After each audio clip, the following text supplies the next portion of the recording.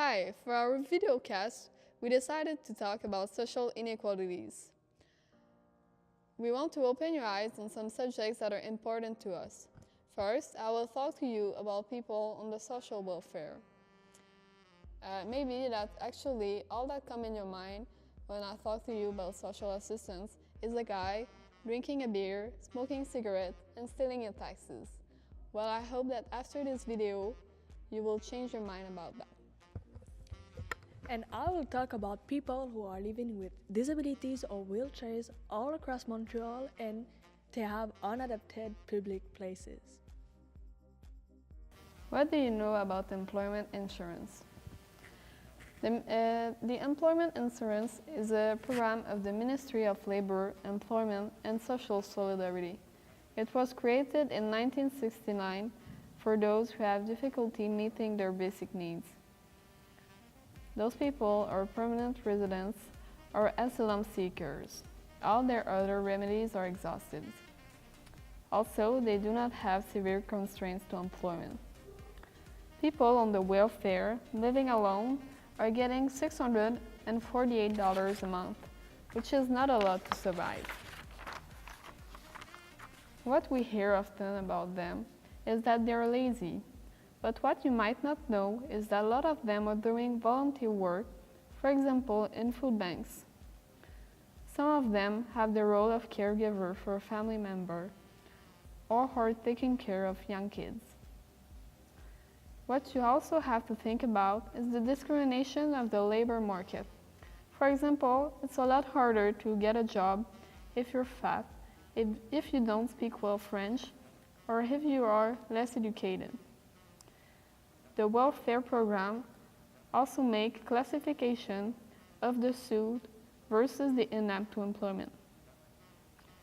Another thing that we hear a lot about people on welfare is that they drink and smoke their money.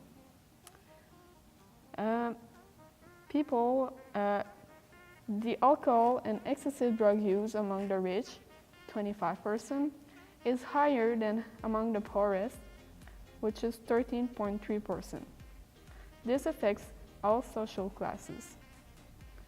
But seriously, maybe it's addressing on the evils of poverty. Another prejudice about people on welfare is that they're dirty. With $648 a month, it's difficult to cover basic needs. Also, some unexpected things might happen during the month. If you have $5 in your pocket for a week, what will you choose? To feed you or to buy soap? Finally, another thing we hear a lot is that they're fraudsters. Yes, some of them work with the black market, but maybe it's the fault of the employers. Also, the surplus paid must be refunded on the next check. Did you know that the tax evasion could cover the entire welfare budget for a year? Thank you for listening to me. Do you know that 33% of the population of the Quebec are living with disabilities? It is not easy for them to have access to public transport and some public places. Do you know that the Metro of Montreal just have 11 elevators? They also don't go to every lines. Elevators in Berry-UQAM just give access to the orange line and they don't go down to the green and yellow lines. A station like Place des Arts and Jean Drapeau have a lot of cultural events that are organized across the station. But for people in wheelchair, is it impossible to be attended because they don't have elevators? It will cost them an arm to have somebody help them to went and attend the event with them. Also, it is not in each situation that we have some elevators. If you have a reduced mobilities, old bones, back, or even a stroller, simple chairs can be a problem to solve. For people in wheelchairs, it is far too many times difficult to going out.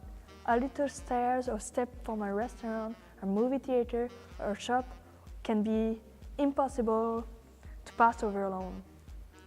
Marianne Ziv, a woman from Toronto with reduced mobility who have to live with an electric wheelchair, create an application named Access Now. Her application can locate where you are and give you some information and rate from other users. who have commented the accessibility of the place. We can find in the common extension of the building information about the accessibility to enter the place, information about if they have a toilet big enough, information if you have to take stairs to access to it, and information if it's easy to move in the environment. We don't realize how much it's difficult for them to go to any cultural activities. They are all adapted for people with a normal health. Even in 2018, a lot of public places don't respond to the criteria of building code.